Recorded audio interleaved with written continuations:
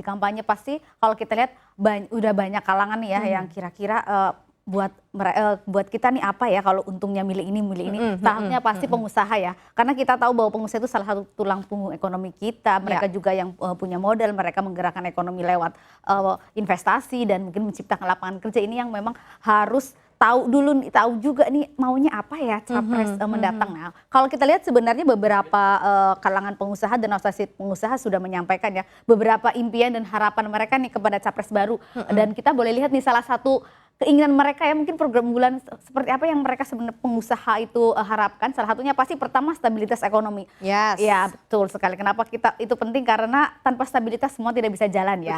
Betul, karena kalau kita ingat stabilitas itu pasti terkait dengan kepastian hukum juga soal programnya itu nanti bisnis mereka jalan nggak. Kalau jangan-jangan nih kalau kita sudah mau investasi di sini tiba-tiba aturannya berubah, kemudian juga ada mungkin beberapa program berubah lagi, rugi juga, itu yang harus pasti akan dipertimbangkan oleh para pengusaha ini ya soal stabilitas ekonomi. Bagaimana stabilitas ekonomi ini berarti including di dalamnya adalah regulasi-regulasi terkait mengenai usaha juga, berarti ya. Tentu saja dan target-target terpenuhi ya. Kita tidak boleh satu kuartal tumbuh 7%, berikutnya mungkin biasa di bawah 3% itu gitu ya. Harusnya stabil lah. Kalau kemudian akan di kisaran 5, 6, 4, tapi jangan terlalu drastis itu karena tidak mencerminkan pertumbuhan yang sehat ya. Oke, baik. Terus itu yang ini pertama. Yang persoalan kedua, yang sangat paling kerap dikeluhkan kemudahan berusaha ini. Karena memang selalu jadi objek untuk diobrolin, dibanding-bandingin ya, sama negara-negara tetangga. Bener ya memicu Mbak Esa, kemarahan kan. Memicu kemarahan juga ya.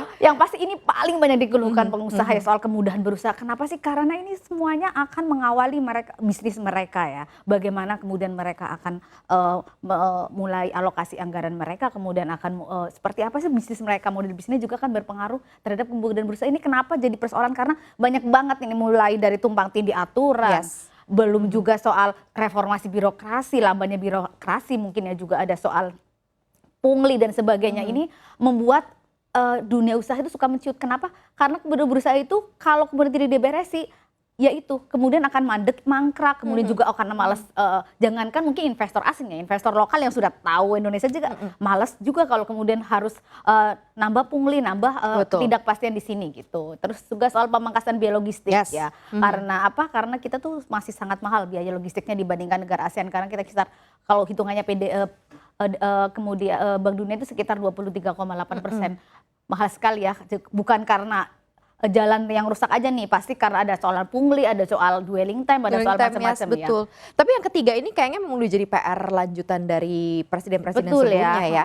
Memang sudah berhasil ada beberapa peraturan tapi belum sepenuhnya menjawab ekspektasi untuk biaya logistik sehingga daya saingnya nih lumayan bisa sekali mahal ya, kita jadi semuanya mahal, ekspor mahal, apa-apa mahal.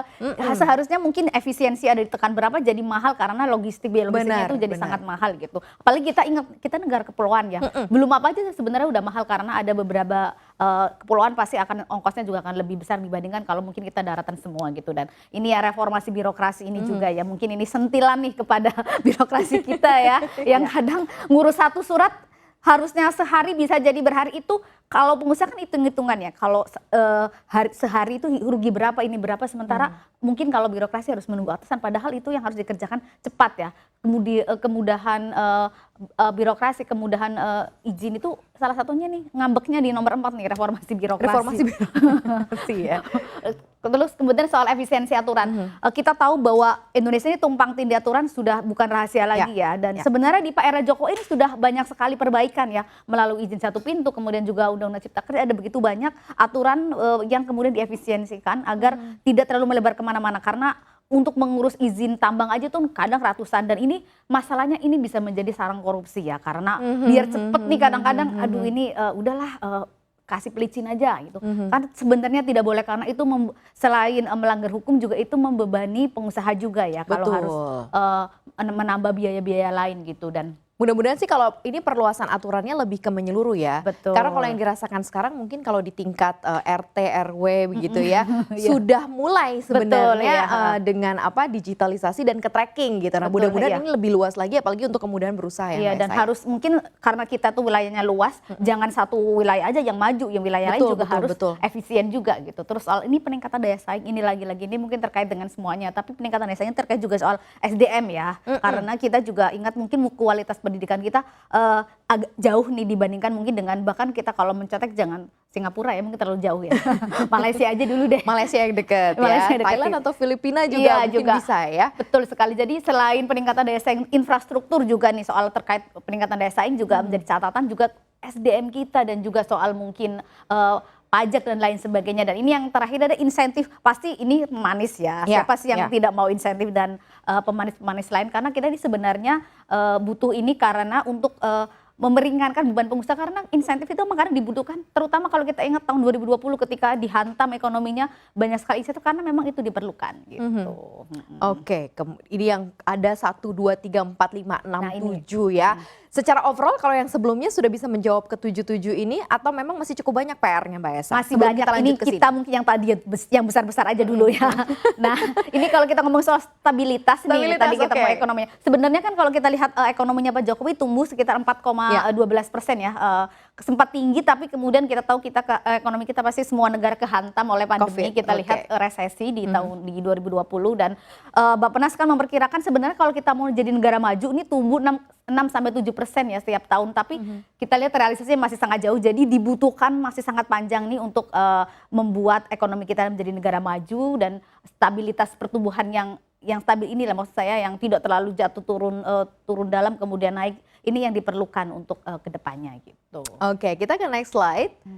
Setelah tadi ada PR, 7 PR, kemudian nah tadi ini yang tadi saya bilang ya soal kemudian berusaha ya. Is doing business ya. Iya, kita lihat Indonesia peringkatnya masih 73 dari 190 negara dan ini peringkat tidak naik-naik nih dari 2018 ya. Karena sasarannya sebenarnya tadinya mau ke 40 ya. Betul, ke 40 ya. Itu memang agak walaupun berat tapi semoga kita bisa ya, karena kita lihat nih di sini ranking yang paling sangat rendah adalah kemudahan memulai usaha ya. Ini salah satunya yaitu lamanya, kemudian pengurusan izin dan sebagainya itu membuat kemudahan memulai usaha kita sangat jelek sekali, 140 dibandingkan 190 negara ya, mungkin agak berarti 2/3 ke bawah, sepertiga di bawah ya.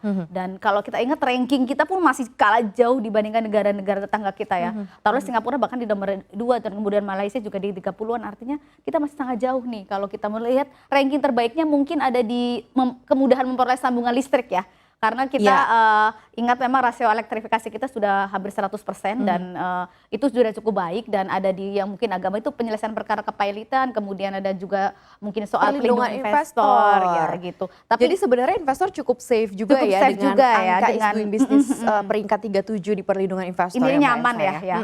Cuma ya itu dia masih pasti ada keluhan besar di kemudahan memulai usaha dan kemudian permasalahan izin bangunan ya, walaupun sebenarnya ada beberapa aturan yang direvisi tapi tetap saja ini belum memuaskan ternyata ya. Gitu. Dan ada juga yang di level 100 ada pemenuhan kontrak juga gitu ya, perdagangan lintas negara. Iya betul, ini karena terkait pasti banyak negara dengan custom dan kemudian penanganan dan lain-lain ya, karena mungkin juga kita mungkin imbalance antara satu negara dengan negara lain gitu trade-nya gitu.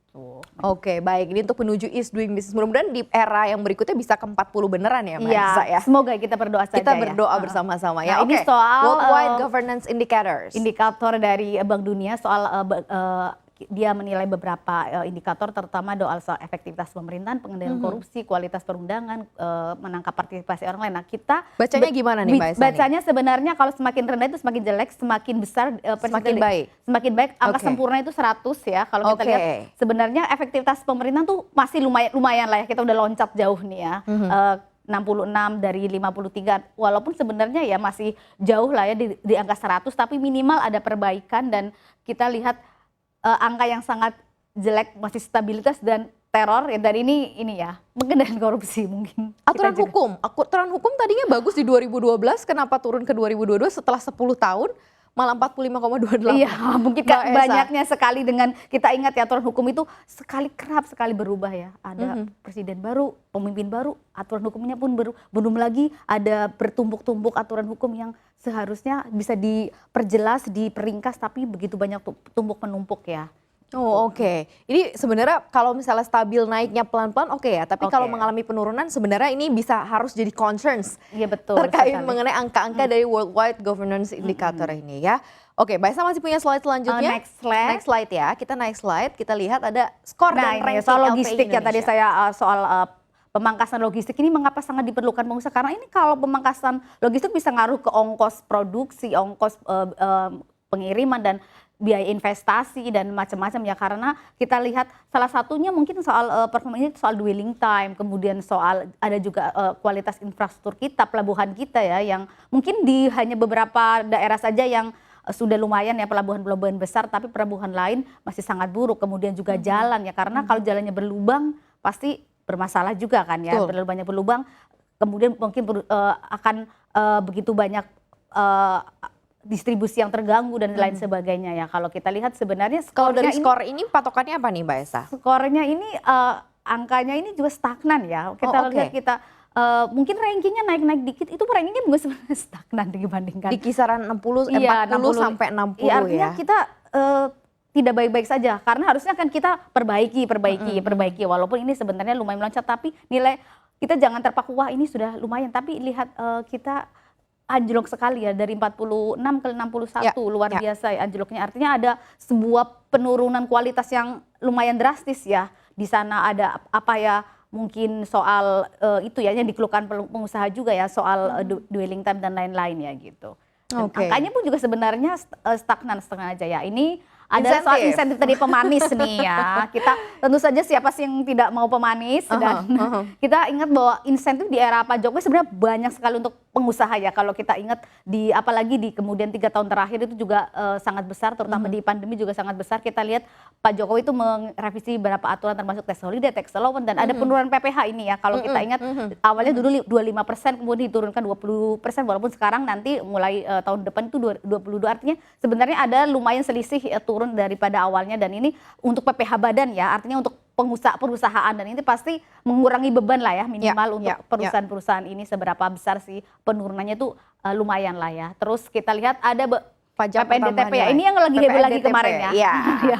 Sektor properti, karena suku bunganya naik kan, makanya langsung dikasih insentif apa. Betul sekali. Ini sebenarnya kan udah berkali-kali beberapa periode ya sejak pandemi, kemudian diperpanjang sempat dihentikan, kemudian ini kemarin baru diumumkan akan berlanjut sampai 2024. Ini sangat lumayan untuk sektor properti ya. Kita ingat sektor properti itu bukan pembangunan rumah saja, tapi ada soal industri semen di sana, ada juga soal industri baja. Mereka tuh menyumbang luar biasa, mungkin sekitar 16% dari PDB kita. Jadi kalau sektor propertinya bergerak, sektor lain juga akan bergerak, furniture dan sebagainya, dan lapangan kerjanya juga lumayan besar ya. Jadi menurut saya memang ini mungkin diharapkan nih bisa menggenjot ekonomi kita dan mengurangi nih beban-beban para pengembang dan tentu saja pembeli juga ya. Jadi akan diharapkan dunia di properti akan semakin bergeliat karena lumayan terhantam oleh suku bunga dan oleh mungkin perlambatan ekonomi gitu. Gitu. Dan ini peningkatan daya saing. Oh maaf tadi, ini kan tadi ada beberapa juga yang insentif untuk peningkatan itu, mungkin kalau kita ingat ada super tax deduction dan lain-lain ya itu lumayan, walaupun sebenarnya ada beberapa insentif yang tidak dimanfaatkan maksimal, salah satunya itu ya super tax deduction itu belum dimanfaatkan secara maksimal gitu sih. Mungkin kalau kita lihat insentifnya ini paling besar, salah satunya juga jangan lupa ada insentif untuk padat karya ya, kalau kita ingat ya untuk mengurangi beban mungkin terutama kayak tekstil dan lain-lainnya, itu sebenarnya banyak sekali insentif, dan jangan lupa mungkin salah satu insentif terbesar di era Pak Jokowi untuk pengusaha adalah Undang-Undang Cipta Kerja ya. Benar. Iya, karena kita lihat ada begitu banyak perubahan aturan di sana yang dianggap menguntungkan pengusaha juga nih, mungkin soal pekerja, soal yang lain-lain juga soal sektor-sektor mana yang diperlonggar, itu akan membuat dunia usaha kemudian diuntungkan. Nah, sebenarnya kita lihat di era nanti nih next presiden nih, apakah ini akan diubah lagi, ataukah akan diperbaiki, ataukah justru dicoret nih ya? Aduh ya, kita lihat nanti akan Betul seperti apa sekali ya. ya. Tapi adakah yang fokus juga dengan peningkatan daya saing untuk UMKM, usaha menengah atau kecil menengah, mikro UMKM? Karena kita tahu bahwa UMKM juga salah satu penyumbang Betul untuk ya. pertumbuhan dan pergerakan ekonomi kita 80% gitu. Apakah ini juga menjadi satu concern yang Betul penting ya. juga Mbak Esa? Apalagi di era Pak Jokowi itu UMKM juga banyak sekali mendapat insentif ya. Kita ingat ketika pandemi ada soal keringanan bunga, ada juga soal restrukturisasi utang juga di sana, ada juga soal UMKM yang mikro-mikro itu juga dikasih modal. Nah, karena UMKM ini perannya besar dan Betul. sangat luar biasa berkembang ya dalam mungkin berapa tahun terakhir. Jadi mungkin kita tunggu nih next presiden mana yang paling pro UMKM, insentif mana ya yang kemudian diberikan kepada para UMKM ini.